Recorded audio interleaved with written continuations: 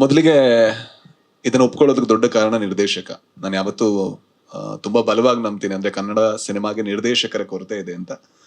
And ಈ ಸಿನಿಮಾನ ಏನೋ ಒಂದು ಗಿಮಿಕ್ ಮಾಡಬೇಕು ಅಥವಾ ಇನ್ನೊಂದು ಮಾಡಬೇಕು ಅನ್ನೋದಕ್ಕಿಂತ ಒಂದು ಕತೆ ಹೇಳಬೇಕು, ತುಂಬಾ ಒಂದು ಸಿಂಪಲ್ ಥ್ರಿಲ್ಲರ್ ಕತೆ ಹೇಳಬೇಕು, ಚೆನ್ನಾಗಿ ಎಕ್ಸಿಕ್ಯೂಟ್ ಮಾಡಬೇಕು ಅನ್ನೋವಂಥ ಇಂಟೆನ್ಷನ್ ಮಾಡಿದಂಥ ಸಿನಿಮಾ. ಸೊ ಕತೆ ಕೇಳ್ಬೇಕಾದ್ರೆ ನನಗೆ ಖುಷಿ ಆಯ್ತು. ಸೊ ನನಗೆ ಖುಷಿಯಾಗಿ ನಾನು ಅದನ್ನ ಒಪ್ಕೊಂಡೆ. ಸೊ ಮೊದಲಿಗೆ ನಾನು ಈ ಪಾತ್ರ ಆಗ್ಬೋದು ಅಂತ ಅನ್ಕೊಂಡಿದ್ದಕ್ಕೆ ತಂಡಕ್ಕೆ, ರವಿ ಸಾರಂಗ ಅವರಿಗೆ ನಮಸ್ಕಾರಗಳನ್ನ ಹೇಳ್ತೀನಿ. ಜೊತೆಗೆ ನಿರ್ಮಾಪಕರು ಕೂಡ, ನಾನು ಹೆಚ್ಚಿನ ಸಲ ಕೆಲಸ ಮಾಡ್ಬೇಕಾದ್ರೆ ಎಲ್ಲ ಹೊಸದು ಅಂತ.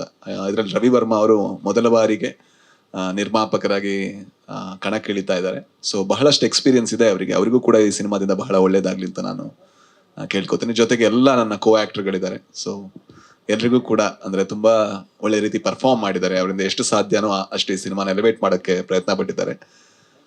ಅಂಡ್ ನಾನು ಯಾವತ್ತೂ ಭಾವಿಸೋದು ಏನು ಅಂತ ಹೇಳಿದ್ರೆ, ಒಂದು ತಂತ್ರಜ್ಞರು ಶ್ರೀಮಂತರಿರುವಂತ ಸಿನಿಮಾ ಜೊತೆಗೆ ಬಜೆಟ್ ಅಲ್ಲಿ ಒಂದು ಮಿಡ್ ಬಜೆಟ್ ಅಥವಾ ಒಂದು ಸಣ್ಣ ಬಜೆಟ್ ಸಿನಿಮಾ ಗೆದ್ದಾಗ ಇಂಡಸ್ಟ್ರಿಗೆ ಜಾಸ್ತಿ ಲಾಭ ಇದೆ ಅಂತ ನಾನು ನಿರ್ಮಾಣ ಮಾಡ್ಬೇಕಾದ್ರೂ ಕೂಡ ಅದನ್ನೇ ಭಾವಿಸ್ತೀನಿ, ಅದನ್ನೇ ಎಕ್ಸಿಕ್ಯೂಟ್ ಮಾಡಕ್ ಪ್ರಯತ್ನ ಪಡ್ತೀನಿ. ಅದಕ್ಕೆ ಸೂಫ್ರಮ್ ಸೋ ಕೂಡ ಒಂದು ಎಕ್ಸಾಂಪಲ್. ಮುಂದೆ ಮಾಡ್ತಾ ಇರೋ ಸಿನಿಮಾಗಳು ಕೂಡ ಅದೇ ಬಜೆಟ್ ಅಲ್ಲಿ ಮಾಡಬೇಕು ಅಂತ ನಾನು ಅನ್ಕೋತಾ ಇರ್ತೀನಿ. ಯಾಕಂದ್ರೆ ಅದರಿಂದ ಇಂಡಸ್ಟ್ರಿಗೆ ಲಾಭ ಜಾಸ್ತಿ, ಹಲವಷ್ಟು ಟ್ಯಾಲೆಂಟ್ಗಳು ಬರುತ್ತೆ.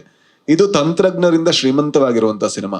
ಡೇವಿಡ್ ವಿಲಿಯಂ ಅವರಿರ್ಬೋದು, ಜೊತೆಗೆ ಕ್ರಾಂತಿ ಅವರಿರ್ಬೋದು ಬರಹಗಾರರಾಗಿ, ಜೊತೆಗೆ ಬಹಳ ರಿಚ್ ಆಗಿರುವಂತಹ ಡೈರೆಕ್ಷನ್ ಟೀಮು, ಜೊತೆಗೆ ಅರ್ಜುನ್ ಜನ್ಯ ಅವರ ಮ್ಯೂಸಿಕ್ ಇದೆ, ಪ್ರಕಾಶ್ ಅವರ ಎಡಿಟಿಂಗ್ ಇದೆ.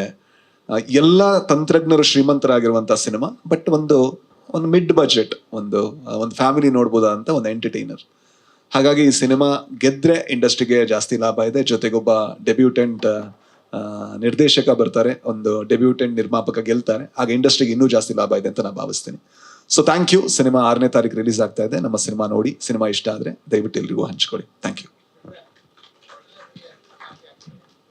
ಸರ್ ಕಾಕಿ ನೋಡಿ ಸರ್, ಅಂದ್ರೆ ನಾನು ನಾರ್ಮಲಿ ನಾನು ಆ ರೋಲ್ ಒಪ್ಕೋತಾ ಇರ್ಲಿಲ್ಲ ಏನೋ. ಅವ್ನು ತುಂಬಾ ಪರ್ಫೆಕ್ಟ್ ಆಗಿರೋ ಪೊಲೀಸ್ ಆಗಿದ್ರೆ, ಅವನು ಅದಾಗದ ಕಾರಣದಿಂದಾಗಿ ನಾನು ಒಪ್ಕೊಂಡೆ. ಅವನದೇ ಆದ ಒಂದು ಫ್ಲಾಸ್ ಇದೆ, ಅವನದೇ ಆದ ಕೆಲವು ಒಂದು ಶಾರ್ಟ್ ಕಮಿಂಗ್ಸ್ ಇದೆ, ನ್ಯೂನ್ಯತೆಗಳಿದೆ. ಆ ಕಾರಣದಿಂದ ನಾನೊಬ್ಬ ಪೊಲೀಸ್ ರೋಲ್ ಮಾಡೋದಕ್ಕೆ ಒಪ್ಕೊಂಡೆ. ಸೊ ಹಾಗಾಗಿ ಕಾಕಿ ಹಾಕಿ ಅವ್ನ ಕದರ್ ತೋರಿಸೋದಕ್ಕಿಂತ ಅವನೊಳಗಿರುವಂತ ಏನೋ ಹೋರಾಟದಲ್ಲಿರುವಂತ ಒಬ್ಬ ಮನುಷ್ಯ, ಒಬ್ಬ ಸಾಮಾನ್ಯ ಮನುಷ್ಯ ಅಷ್ಟೇ.